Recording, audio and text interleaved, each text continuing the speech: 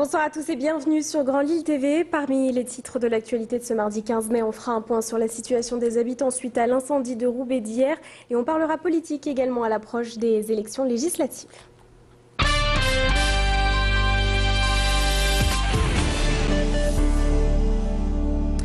Je vous le disais donc dans les titres de ce flash, on revient sur ce terrible incendie qui a touché l'immeuble Mermoz rue Dunant à Roubaix hier après-midi.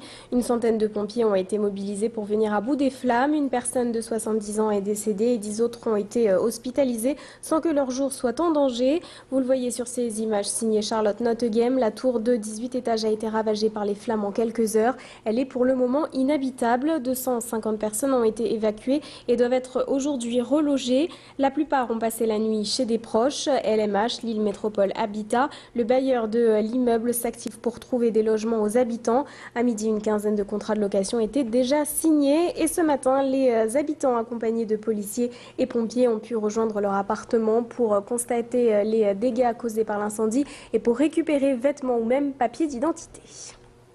J'espère de reprendre quelques affaires parce que j'ai un fils avec moi et où loger, je sais pas. Je vais essayer de trouver une solution.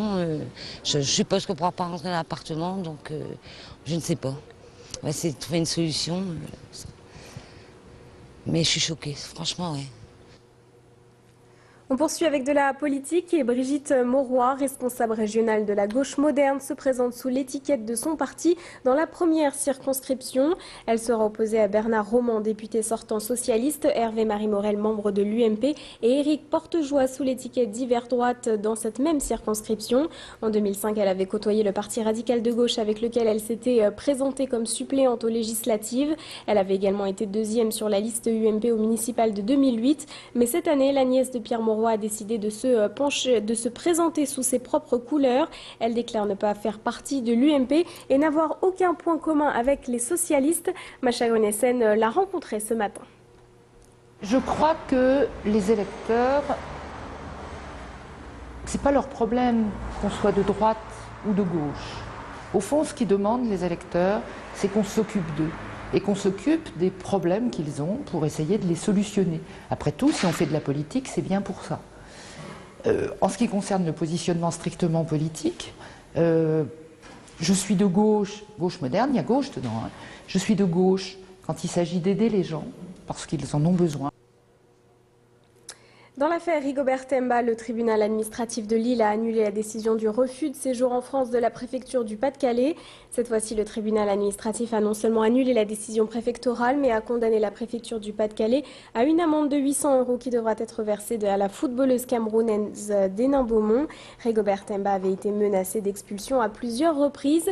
Et par cette décision, le tribunal oblige donc la préfecture du Pas-de-Calais à réexaminer le droit au séjour de Rigobert Mbah dans un délai d'1 mois avec délivrance d'une autorisation provisoire de séjour. Ce sera donc la 3e fois que la préfecture du Pas-de-Calais devra examiner le dossier de la Camerounaise. Et on poursuit avec le bilan touristique 2011 de la région Nord-Pas-de-Calais qui a été rendu public ce matin.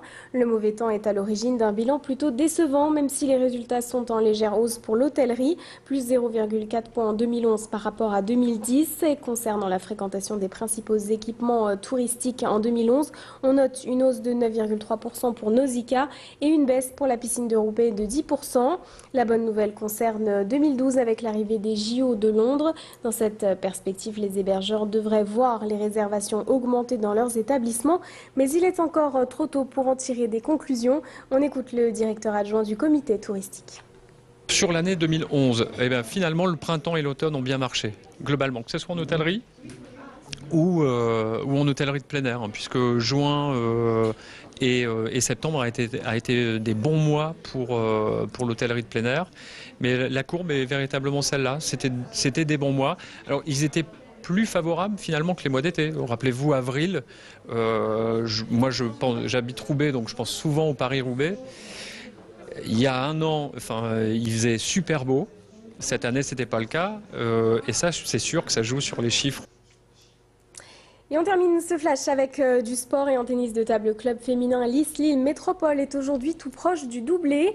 Après leur victoire 4-1 face à Souchet Niort hier soir à domicile, les Lissoises sont leaders et devancent toujours les Parisiennes du Kremlin, bicêtre d'un point à une journée de la fin.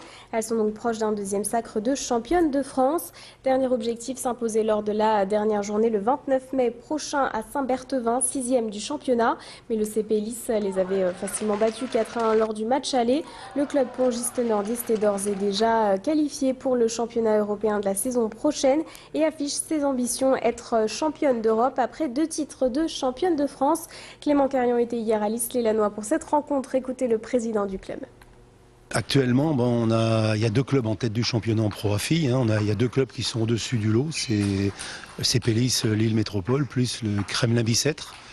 On a un point d'avance sur eux. On les a battus, on a fait un match nul. Et un point nous suffit pour être champion. Après, derrière, ce sont des bonnes équipes qui ont tous toute une très bonne chinoise. Mais nous, on fait la différence sur notre numéro 2 et 3 qui actuellement sont un peu au-dessus du lot au niveau français.